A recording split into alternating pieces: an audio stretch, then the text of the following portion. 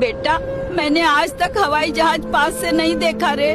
मैया तू रो मत रे, अभी लेके आता हूँ रे हवाई जहाज। मैं अपनी माँ के आंसू नहीं देख सकता रे। जो अपनी माँ से प्यार करता है चैनल को सब्सक्राइब, लाइक और फॉलो कर दे रे।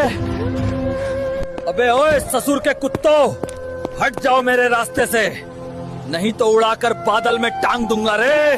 हिम्मत है तो पास आ साले। अबे तू ही तो है ना हवाई जहाज, चल मेरे साथ। देख मैया, ले आया तेरे लिए पूरा प्लेन। अरे वाह बेटा, तू तो आसमान का बादशाह निकला रे।